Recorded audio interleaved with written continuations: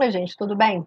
Bom, no outro vídeo eu falei da função principal do direito do trabalho, que é a proteção do empregado. E aí no finalzinho eu comentei com vocês que para mim o conteúdo mais importante do direito do trabalho é saber quem deve ser considerado empregado e quem é um trabalhador genericamente considerado, né? Então eu uso essa ilustração, né? Onde está o empregado? Como é que a gente consegue saber quem é empregado e tem essa proteção trabalhista e quem não vai ter? Porque, gente, trabalhador é gênero. Quando eu coloco essa imagem para vocês, e se eu pergunto assim, quem desses profissionais aqui tem a carteira assinada e quem não tem? Será que vocês conseguem me dizer? Bom, quando eu coloco essa imagem para os meus alunos, vem muitas respostas, né? E algumas delas, os médicos são profissionais autônomos, eles têm seus consultórios e tal. O enfermeiro, às vezes, ele deve ser o empregado seletista de um hospital. A faxineira, com certeza, ela tem carteira assinada. Aí eu respondo, será? Será que essa faxineira não pode ser uma microempreendedora individual? Que agora eu já tenho MEI para faxina, né? Será que esses médicos aqui não têm carteira assinada e não são seletistas? Será que eles não podem ser empregados de um hospital, por exemplo? Então a resposta, gente, eu brinco, né? Quem vê cara não vê relação, não vê relação jurídica. Eu preciso de analisar como que aquele trabalho é desempenhado para eu verificar se eu estou diante de um empregado ou se eu estou diante de um outro tipo de trabalhador. Sabe por quê?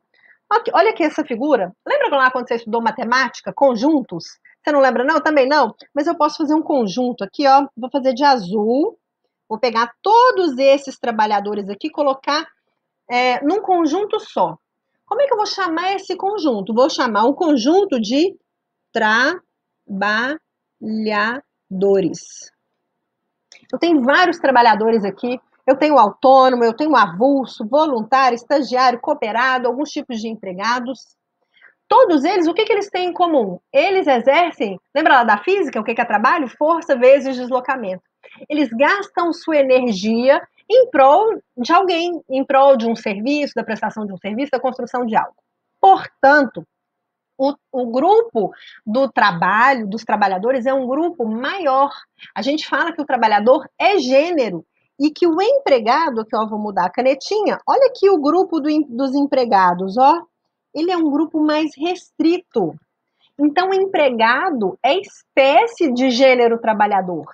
Então, esses aqui são empregados, certo? O direito do trabalho protege quem? Os empregados, na sua grande maioria. Pode ter alguma exceção ou outra, mas na sua grande maioria, o direito do trabalho protege empregados.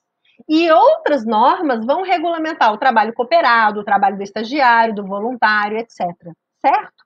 Então, a gente precisa saber, e para mim isso é o mais importante que quem trabalha com o direito do trabalho precisa saber, e também, gente, todo empresário. Imagina que hoje a gente vai criar a Uber, certo? Estou pensando nessa modalidade dessa plataforma, de serviços colaborativos e tal, venho para o Brasil, seria muito bom que quem estivesse implementando no Brasil o serviço da Uber soubesse dos elementos do vínculo de emprego que colocam o trabalhador dentro desse grupo mais fechado aqui, para evitar com que isso aconteça, para deixar com que ele seja considerado autônomo lá de fora, certo?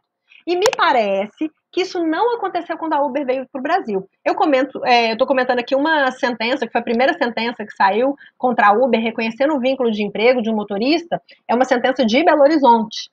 E eu concordei com o juiz, se foi daquele jeito, porque essa é uma outra discussão que a gente pode conversar depois, não é o objeto desse vídeo, né?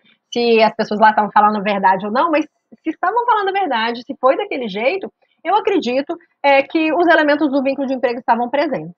Então, é muito interessante que todo empresário conheça essa matéria, que todo trabalhador conheça essa matéria e que todo aquele operador do direito do trabalho é imprescindível que conheça essa matéria, que saiba distinguir os empregados de trabalhadores genericamente considerados.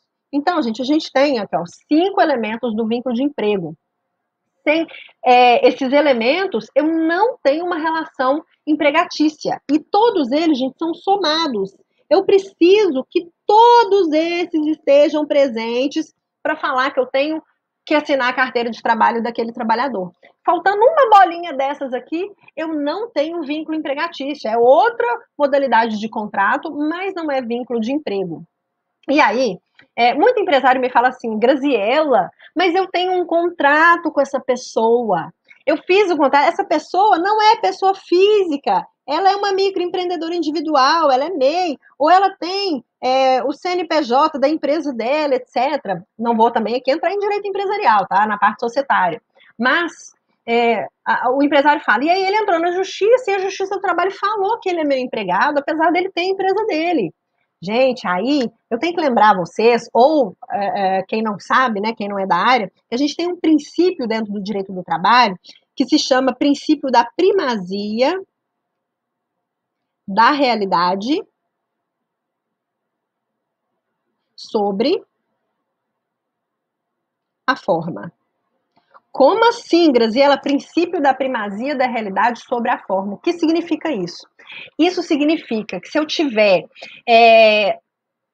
eu analisar de um lado a documentação e de outro lado o que acontecia no plano da realidade, no mundo do dia a dia, de carne e osso, e eu verificar que uma coisa não corresponde à outra, ou seja, que no plano da realidade eu tinha um tipo de contrato e na documentação eu tenho outro contrato, por exemplo, na documentação eu tenho um contrato de prestação de serviços autônomos, no plano da realidade ele está prestando serviço com pessoalidade, onerosidade, não eventualidade, subordinação, e ele sozinho na empresa, eu descaracterizo, a Justiça do Trabalho descaracteriza toda aquela formalidade, né, o CNPJ que ele tem e tal, para declarar um vínculo de emprego. Então, empresários, não basta ter um contrato com cláusulas que não correspondam à realidade.